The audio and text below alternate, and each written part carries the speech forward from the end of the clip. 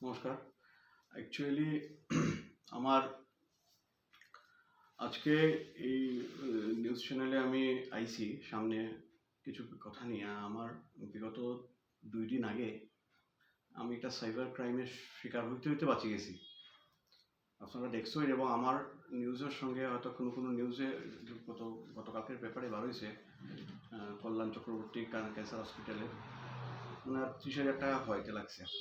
আমার কারণ হলো গিয়ে আমার আজকে এই ব্যাপারটা নিয়ে আমি যখন থানাতে গেছি এফআইআর করতাম, তখন আমি দেখছি আরেকটা ছেলেও আইছে, তার কাছে এরকম ফোন আইছে।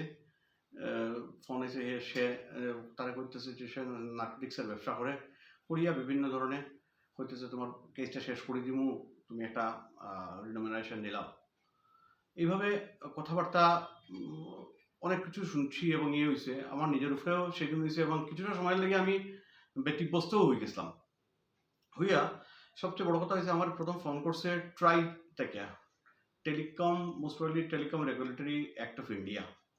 এখান থেকে ফোন করছে, কইতেছে যে আপনার মোবাইল নাম্বারটা কোনো একটা, আপনার যে আধার কার্ডের সঙ্গে যে মোবাইল নাম্বারটা ট্যাগ করা আছে, এই মোবাইল নাম্বারটা আরেকটা মোবাইল নাম্বারের লগে অ্যাটাচড এবং আপনার সবটি মোবাইল বন্ধ হয়ে যাব কিছুক্ষণের মধ্যে। কারণ এই যে মোবাইলটা আছে সেই মোবাইলটা একটা ক্রাইমের সঙ্গে জড়িত। এই ক্রাইম এবং ২৪টা এফআইআর হয়েছে। ২৪টা এফআইআর হয়েছে। এটার মধ্যে হিউম্যান ট্রাফিকিং,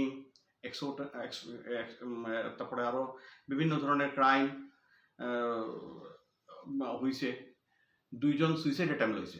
তো এই ধরনের কথা শুনিয়ে আমার একটু ডরও লাগছে। আমি বললাম যে ঠিক আছে, কইলে আপনি মুম্বাই আইবা, মুম্বাই আইয়া মুম্বাই পোর্ট কইল কোনো একটা থানাতে আপনার এফআইআর রেজিস্টার হয়েছে, আপনি থানাতে যোগাযোগ করবা। তারপরে সে কইল রেজিস্টার হচ্ছে, আপনি কি করবেন? আমি বললাম না, দেখুন আমার মুম্বাই আওয়া সম্ভব নয়।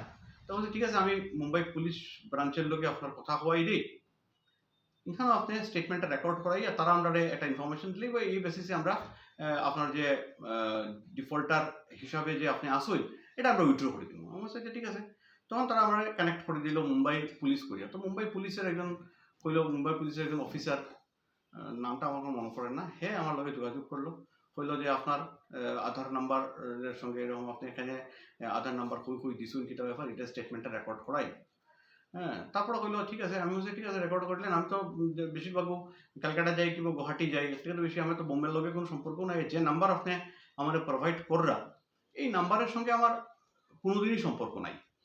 যাই হোক, তারপরে তারা কইল না ঠিক আছে, আপনার স্টেটমেন্ট রেকর্ড করার পরে তারা আমারে কইল যে আপনার আধার নাম্বারটা দিন।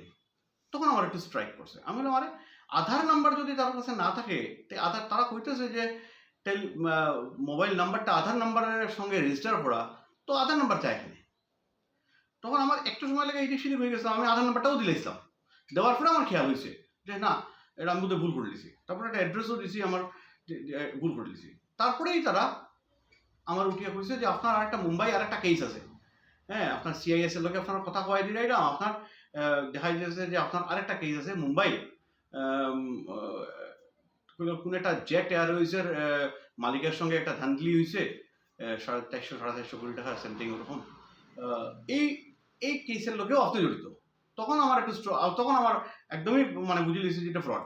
তখন আমি বলছি ঠিক আছে, আপনার কাজ করুন, আপনি সব ডকুমেন্টগুলো আমারে পাঠাই, আমার অ্যাড্রেস লাগে, আমার অ্যাড্রেস নিন, কি অ্যাড্রেসে আমার পাঠাই, আমার লইয়ারে যোগাযোগ করবো। এই কথা কইবার সঙ্গে সঙ্গে তারা আমারে গালিগালাজ শুরু করছে। সে বাজে বাজে মানে বুঝে দিয়েছে যে আর এটা হইতো না, এটা ভিডিও কলে করছিল, গালিগালাজ শুরু করে দিয়েছে। যাই হোক, তো এরপরে আমি তার গালিগালাজ শুনিয়া ডরাইছিও, কিছুটা ইয়েও হয়েছি, ব্যতিগ্রস্ত হয়ে গেছি। আমার আমার হৃদয় সামাজিক সংস্থার আমি কোষাধ্যক্ষ, আমার সম্পাদক কৃষ্ণকংস বণিকরে ইমিডিয়েটলি, আমার ক্লোজ বন্ধু কৃষ্ণকংস বণিক আমি ফোন করছি। আমার হৃদয়েরই আমার সাংস্কৃতিক সম্পাদক প্রদীপ রঞ্জন পাল, সৎপালি, তখন তানেও ফোন করছি। দুজনেই তারা দৌড়াইয়া ইয়েতে আইসে, রাঙ্গিরাটি পুলিশ থানাতে আইসে, আমিও রাঙ্গিরাটি পুলিশ থানাতে আইসি। আমি একটা এফআইআর করছি। এই হিসাবে এফআইআর পুলিশে ইনভেস্টিগেশন করে, কালকেও আমার পুলিশে ডাকছিল, ডাকিয়ে নিয়ে বেশ কিছু ইনভেস্টিগেশন করছে। যে আমি যথেষ্ট পুলিশের সহযোগিতা করছে, আমি শিলচর পুলিশকে ধন্যবাদ জানাই এই ব্যাপারে। এবং আমি আজকে সবার কাছে আমার অ্যাপিল, আমার কইতাম সইয়া সবার কাছে আমি